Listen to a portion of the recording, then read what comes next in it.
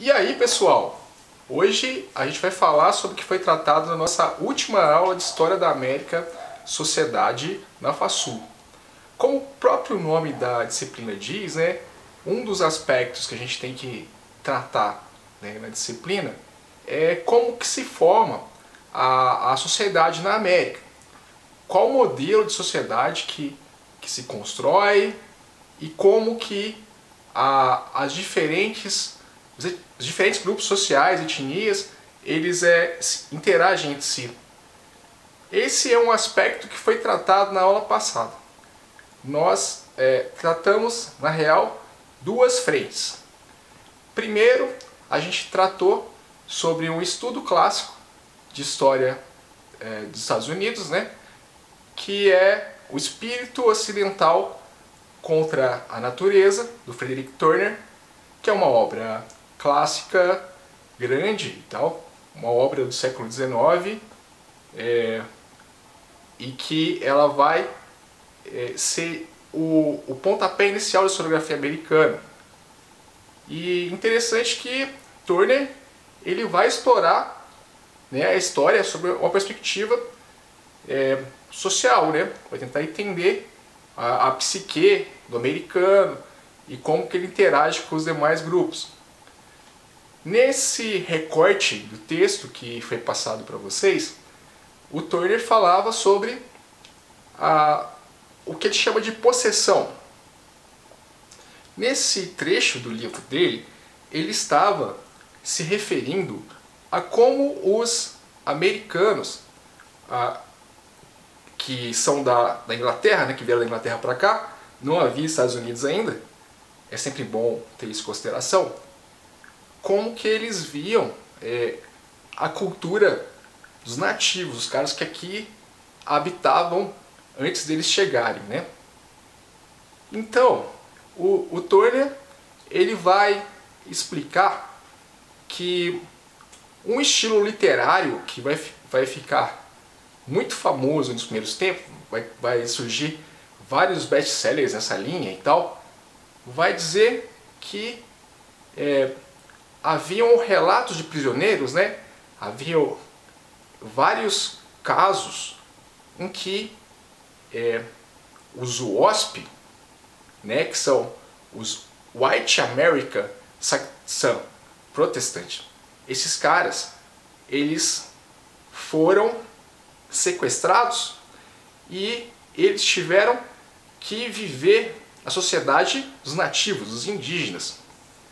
Bom, isso é um tanto idealizado, isso aconteceu em algumas circunstâncias, né, como o cabeça de vaca que a gente viu no período passado, mas é uma coisa muito idealizada e que tem assim, um caráter pedagógico.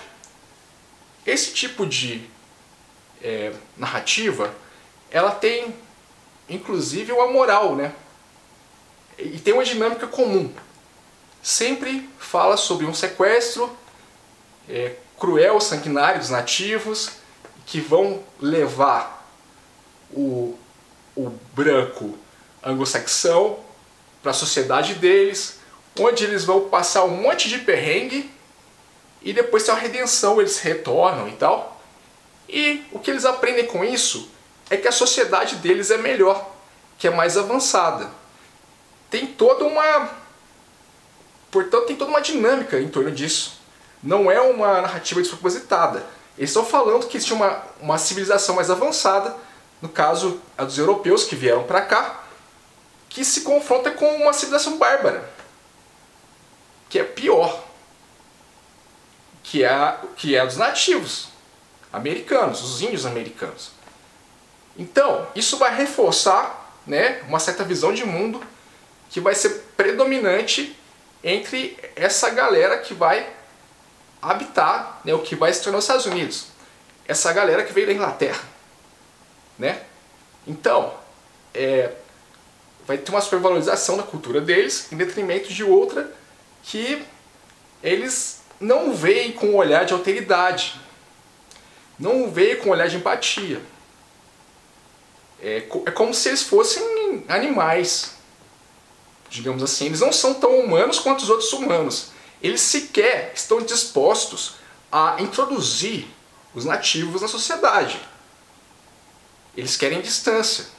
E eles morrem de medo dos americanos, dos ingleses que estão na América, eles serem contaminados culturalmente pelos valores da sociedade indígena. Eles querem uma cultura pura. É um modelo de sociedade diferente do que houve no Brasil, né? Vai vir para cá, desde o início da colonização, muitas mulheres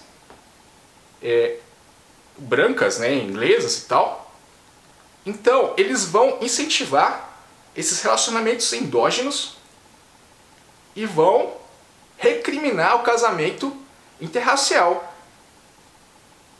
Eles querem distância dos caras e de tudo que remete à cultura deles. Então eles morrem de medo dos brancos se apropriarem dos valores da cultura indígena e apropriarem os vícios dos caras, que eles falam que os caras são vagabundos, que os caras são mau caráter. Enfim, sempre é um adjetivo negativo que é atribuído para o outro. Então tem sempre um cara que é super legal, que é eles, em detrimento de uma galera que é super ruim, que é o outro que está ali na Terra. Entende? Bom, então é mais ou menos essa a dinâmica do texto do Turner. E depois eu falei sobre um texto que está só em inglês, né? Esse texto aí, na real vocês não leram, né?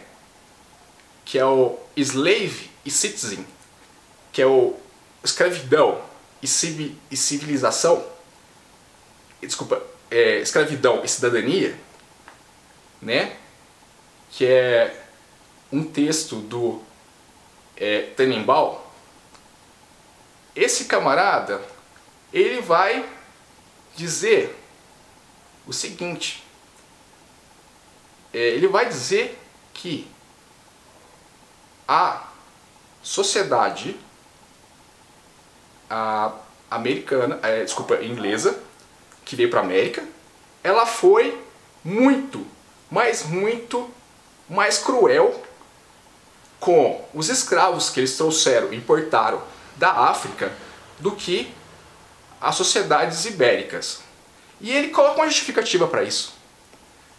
Os ibéricos, né, eles têm um direito fundamentado lá no direito romano, tal, que vai ser adaptado para a península, né, com as 7 partidas, a lei das 7 partidas, que é uma lei muito moderna para a época, que tem ali um conjunto de deveres, né, e um conjunto também de obrigações do senhor com o escravo.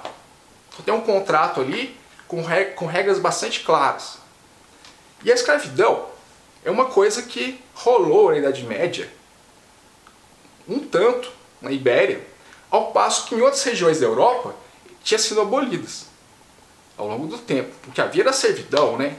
Que o cara emprestava lá um pedaço da sua propriedade para os caras plantarem, mas não havia o estatuto da escravidão, em que você era a propriedade do camarada.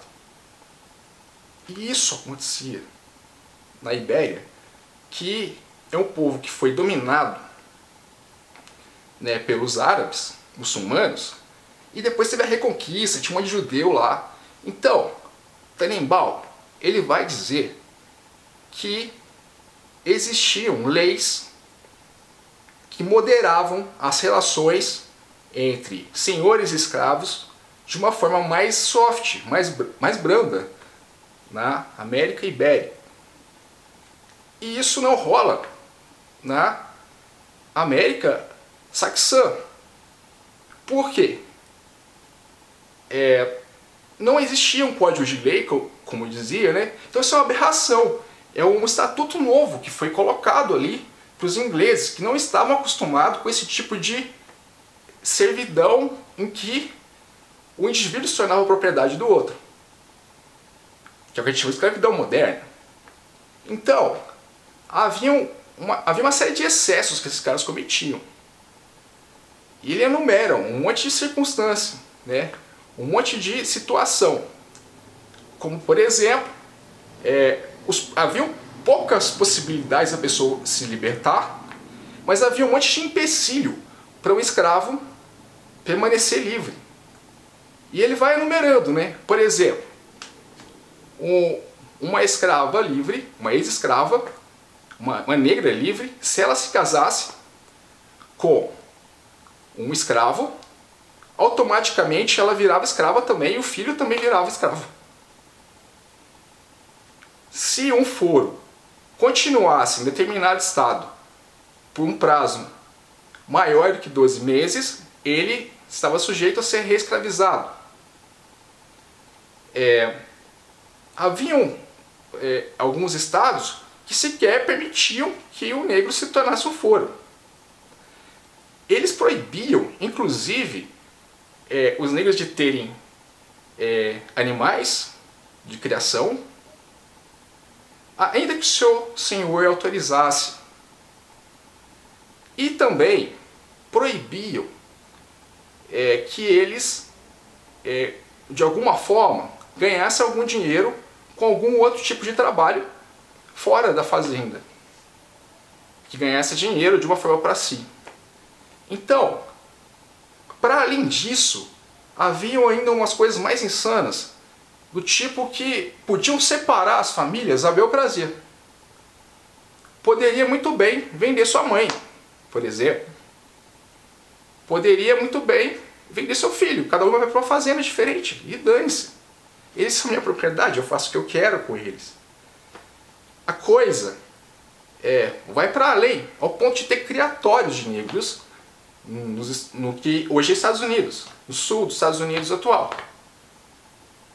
Criavam pessoas, seres humanos, importados da África, para lucrar, para ganhar dinheiro.